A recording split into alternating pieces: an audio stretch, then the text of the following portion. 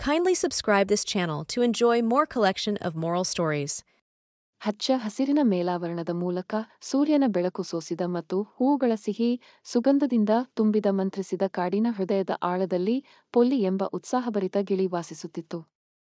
Polly ತನ್ನ ರೋಮಾಂಚಕ ಗರಿಗಳು ಮತ್ತು ಮರಗಳ ಮೂಲಕ ಪ್ರತಿಧ್ವನಿಸುವ ಅವಳ ಸಾಂಕ್ರಾಮಿಕ ನಗುವಿಗೆ ಹೆಸರುವಾಸಿಯಾಗಿದ್ದಾಳೆ. ಈ ಮಾಂತ್ರಿಕ ಕಾಡಿನಲ್ಲಿ ಪೊಲ್ಲಿಗೆ ರೋಸಿ ದಿ ರ್ಯಾಬಿಟ್ ಮತ್ತು ಬೆನ್ನಿ ದಿ ಬ್ಲೂಬರ್ಡ್ ಎಂಬ ಇಬ್ಬರು ಉತ್ತಮ ಸ್ನೇಹಿತರಿದ್ದರು. ಒಂದು ಬಿಸಿಲಿನ ದಿನ ಪೊಲ್ಲಿ, ರೋಸಿ ಮತ್ತು ಬೆನ್ನಿ ಕಾಡಿನ ಮೂಲಕ ಪ್ರಯಾಣವನ್ನು ಪ್ರಾರಂಭಿಸಲು ನಿರ್ಧರಿಸಿದರು. ಅವರು ಆಳಕ್ಕೆ ಹೋದಂತೆ ಸ್ನೇಹಿತರು ಅರಳುವ ಹೂವುಗಳು ಮತ್ತು ಎತ್ತರದ ಮರಗಳಿಂದ ಸುತ್ತುವರಿದ ಪ್ರಶಾಂತವಾದ ತೆರವುಗೊಳಿಸುವಿಕೆಯನ್ನು ಎದುರಿಸಿದರು. ಗಾಳಿಯು ಜೇನುನೊಣಗಳ ಸೌಮ್ಯವಾದ ಶಬ್ದದಿಂದ ತುಂಬಿತ್ತು, ಸಂತೋಷದಾಯಕ ಸಾಹಸಕ್ಕೆ ಪರಿಪೂರ್ಣ ವಾತಾವರಣವನ್ನು ಸೃಷ್ಟಿಸಿತು.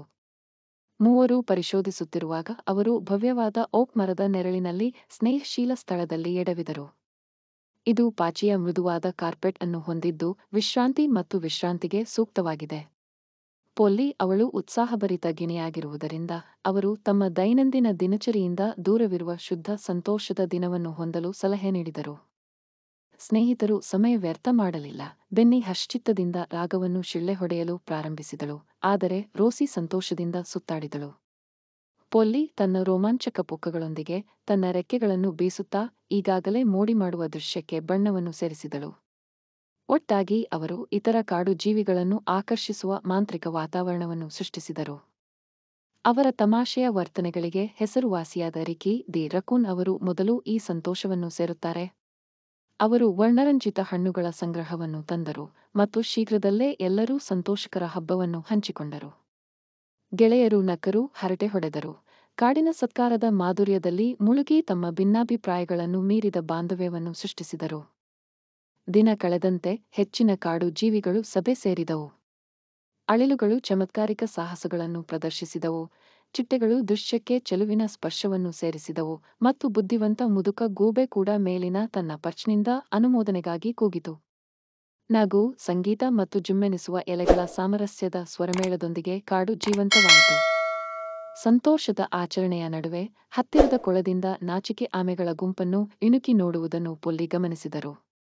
ಅವರ ಹಿಂಜರಿಕೆಯನ್ನು ಗುರುತಿಸಿದ ಪಾಲಿ ತನ್ನ ಸ್ನೇಹಪರ ಸ್ವಭಾವದಿಂದ ಅವರನ್ನು ಸೇರಲು ಪ್ರೋತ್ಸಾಹಿಸಿದರು. ನಿಧಾನವಾಗಿ ಆದರೆ ಖಚಿತವಾಗಿ ಆಮೆಗಳು ತಮ್ಮ ನಿಧಾನ ಮತ್ತು ಸ್ಥಿರವಾದ ನೃತ್ಯದೊಂದಿಗೆ ಉತ್ಸವಗಳಲ್ಲಿ ಸೇರಿಕೊಂಡವು. ಸೂರ್ಯ ಮುಳುಗಲು ಪ್ರಾರಂಭಿಸಿದನು, ಮಂತ್ರಿಸಿದ ಕಾಡಿನ ಮೇಲೆ ಬೆಚ್ಚಗಿನ ಚಿನ್ನದ ಹೊಳಪನ್ನು ಬಿತ್ತರಿಸಿದನು. ಬೆನ್ನಿ ಬ್ಲೂಬರ್ಡ್ ಲಾಲಿ ಹಾಡಲು ಪ್ರಾರಂಭಿಸಿತು ಮತ್ತು ಕಾಡಿನ ಜೀವಿಗಳು ಒಂದೊಂದಾಗಿ ವಿಶ್ರಾಂತಿ ಪಡೆಯಲು ತಮ್ಮ ಸ್ನೇಹಶೀಲ ತಾಣಗಳನ್ನು ಕಂಡುಕೊಂಡವು.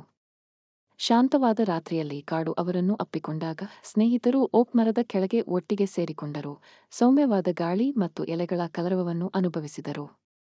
ರಾತ್ರಿಯ ಆಕಾಶವು ತೆರೆದುಕೊಳ್ಳುತ್ತಿದ್ದಂತೆ ಟೆಸ್ಸಾ ಎಂಬ ಬುದ್ಧಿವಂತ ಹಳೆಯ ಆಮೆ ಸ್ನೇಹಿತರೊಂದಿಗೆ ಅಮೂಲ್ಯವಾದ ಪಾಠವನ್ನು ಹಂಚಿಕೊಂಡಿತು. ಟೆಸ್ಸಾ ಮಂತ್ರಿಸಿದ ಕಾಡಿನಲ್ಲಿ ಸಾಮರಸ್ಯ ಮತ್ತು ಏಕತೆಯ ಮಹತ್ವದ ಕುರಿತು ಮಾತನಾಡಿದರು. ಪ್ರತಿಯೊಂದು ಜೀವಿಗಳು ಅದರ ವಿಶಿಷ್ಟ ಗುಣಗಳೊಂದಿಗೆ ತಮ್ಮ ಮನೆಯನ್ನು ಅಸಾಮಾನ್ಯವಾಗಿಸುವ ಮಾಂತ್ರಿಕ ಸಮತೋಲನಕ್ಕೆ ಕೊಡುಗೆ ನೀಡಿತು. ಪಾಲಿ, ರೋಸಿ ಮತ್ತು ಬೆನ್ನಿ ತಮ್ಮ ಸಂತೋಷದಾಯಕ ದಿನವು ಮರೆಯಲಾಗದ ನೆನಪುಗಳನ್ನು ಸೃಷ್ಟಿಸಿದೆ ಮಾತ್ರವಲ್ಲದೆ ಕಾಡಿನೊಳಗಿನ ಸ್ನೇಹದ ಬಂಧಗಳನ್ನು ಬಲಪಡಿಸಿದೆ ಎಂದು ಅರಿತುಕೊಂಡರು. ಟೆಸ್ಸಾ ಅವರ ಬುದ್ಧಿವಂತಿಕೆಯು ಆಳವಾಗಿ ಪ್ರತಿಧ್ವನಿಸಿತು ಮತ್ತು ಸ್ನೇಹಿತರು ತಮ್ಮ ಕಾಡಿನಲ್ಲಿ ಏಕತೆ ಮತ್ತು ಸಂತೋಷವನ್ನು ಬೆಳೆಸುವುದನ್ನು ಮುಂದುವರಿಸಲು ಪ್ರತಿಜ್ಞೆ ಮಾಡಿದರು. ನಂತರದ ದಿನಗಳಲ್ಲಿ ಪೊಲ್ಲಿ, ರೋಸಿ ಮತ್ತು ಬೆನ್ನಿ ಸಂತೋಷ ಮತ್ತು ಸ್ನೇಹದ ಮನೋಭಾವವನ್ನು ಹರಡುವುದನ್ನು ಮುಂದುವರೆಸಿದರು.